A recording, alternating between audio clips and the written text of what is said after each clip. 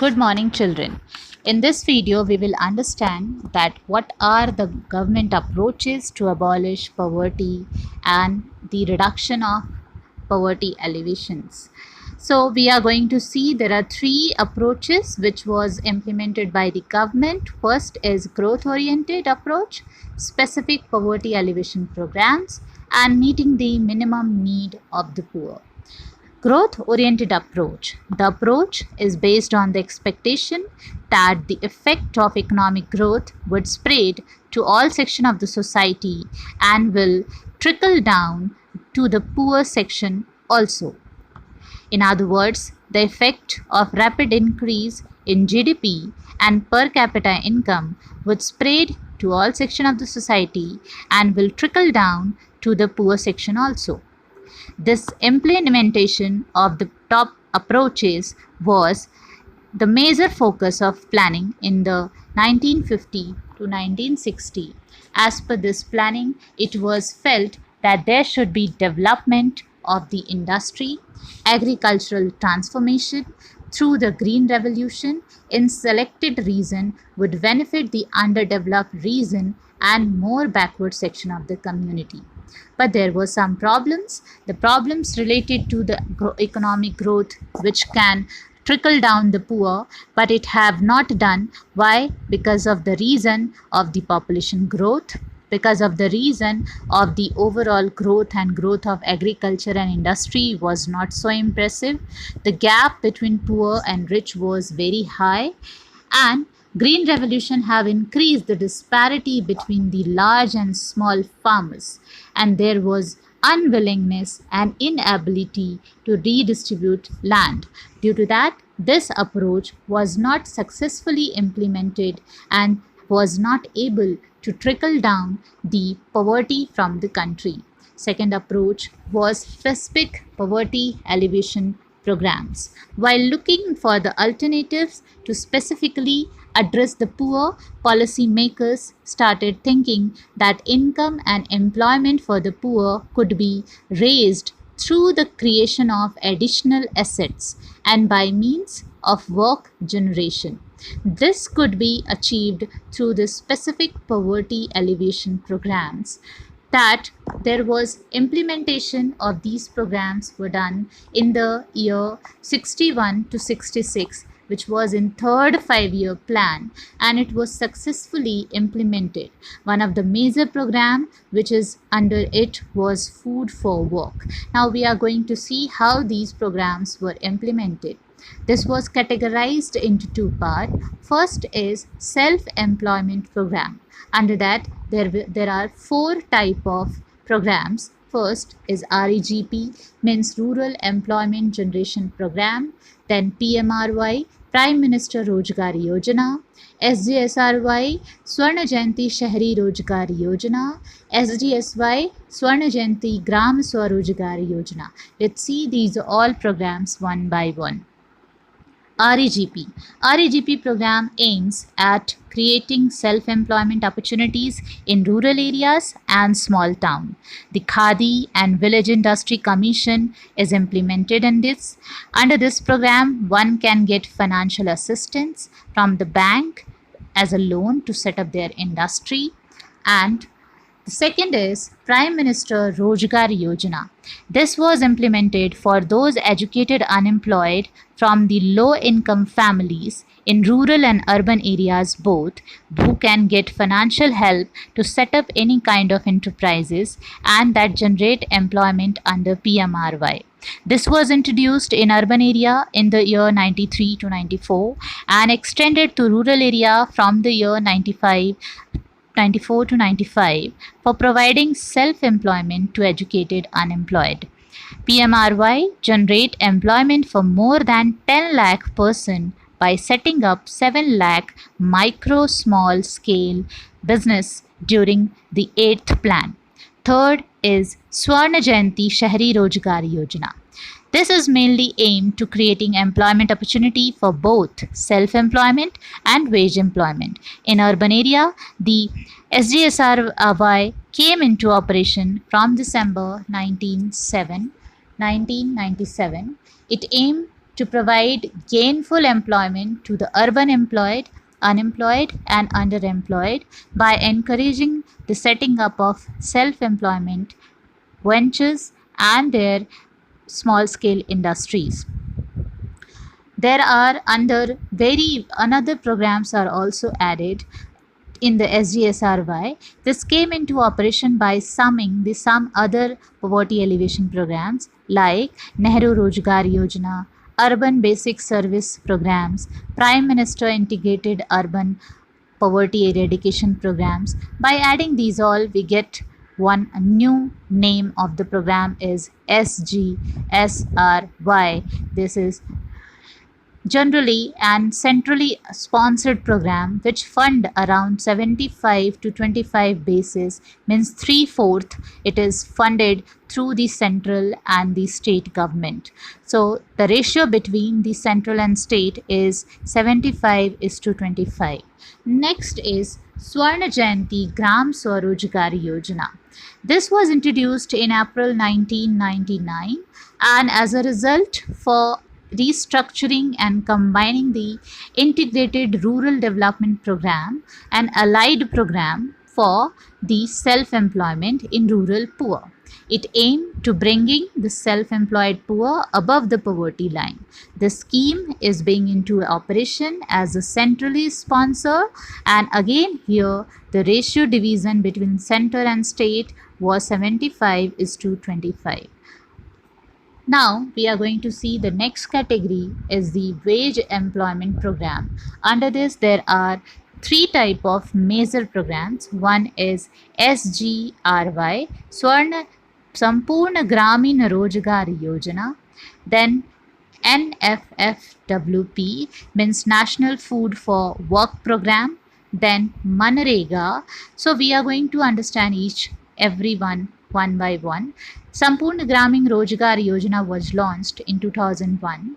The main aim was to provide wage employment in rural area, food security, creation of durable communities, social and economic assets.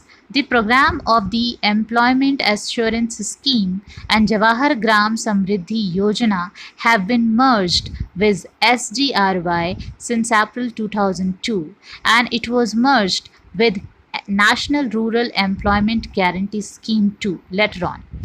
Now the next is National Food for Work Program. It was launched in 2004 November, and it aims to provide more opportunities of wage employment and ensuring certain minimum nutritional level of the rural poor, and the wages for work are paid partly in food grains and partly in cash. In this, the wage rate was 100% centrally sponsored scheme. It was incorporated later on in 2005 in Manrega. Now Manrega is a bigger program.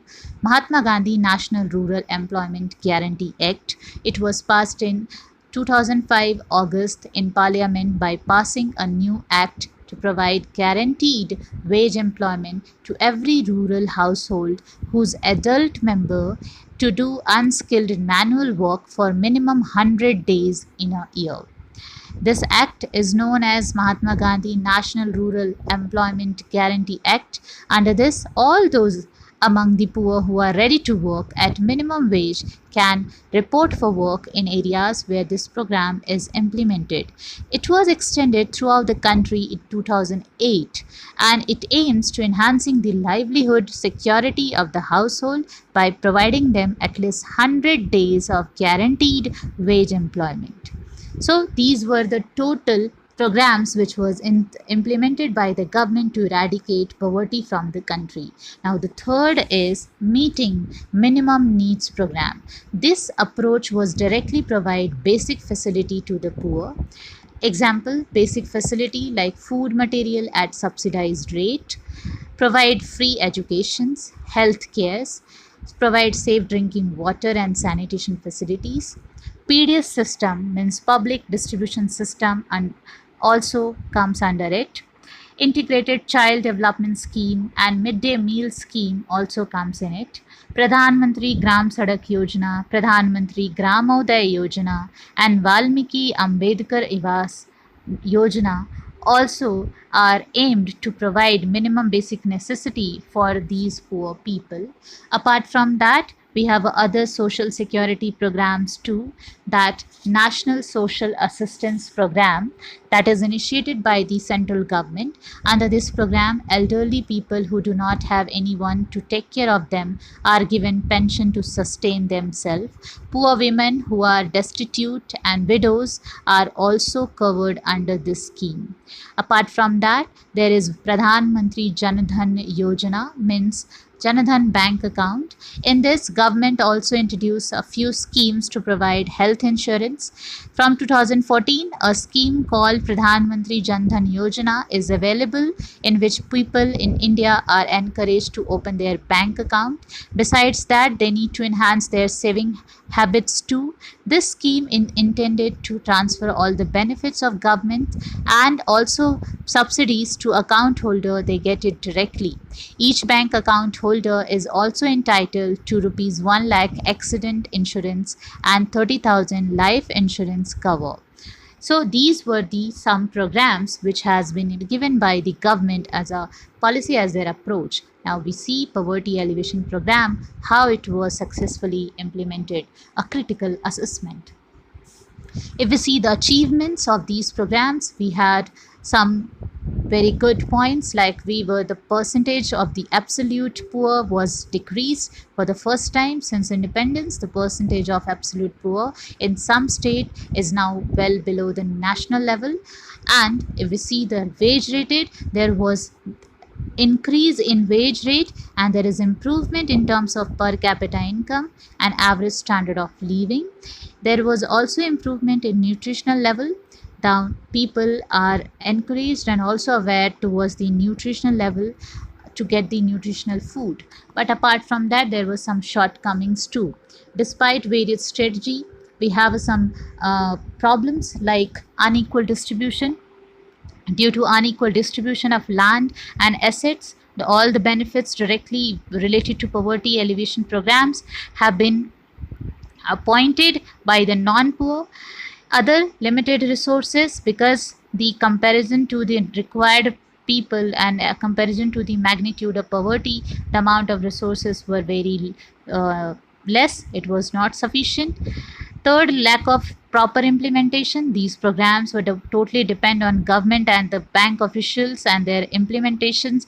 Since such officials are ill motivated, they are inadequately trained, and they are corruption prone. So as a result, the resources are inefficiently used and wasted.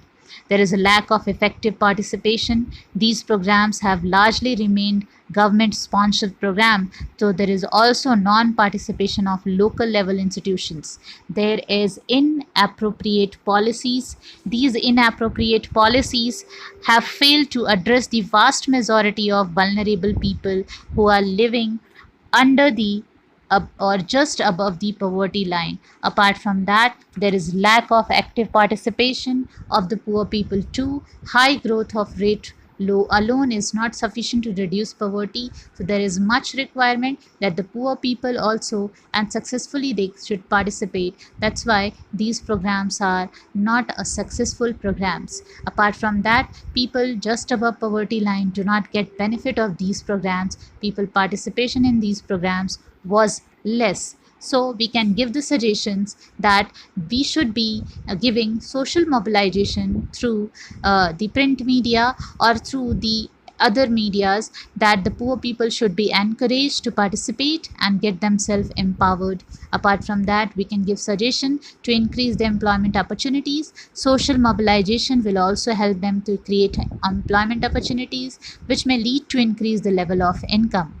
If we are going to develop infrastructure to identify the poverty areas and developing the infrastructure over there, like schools, colleges, roads, power, telecom, IT services, colleges and other institutions, then we can be overcome from this situation. So conclusion is that poverty alleviation program has been accepted as one of country's main challenges by the policymaker. We are still far from the reaching the goal, and relatively performance has not been impressive. Our development is have not reached to all sections of the society, and we are still in the vicious circle of poverty. So this is the in short which we have studied in this chapter, that what are the types of poverty, what are the causes of poverty, and all those poverty alleviation program and their critical assessment. So overall, these are the important questions which we have to study in this chapter. You can go through these questions and kindly practice. These are those questions which are from exam point of view are very important. If any doubt, you do comment and write in the comment box so that I can help you and I can get what you want more from us. Thank you.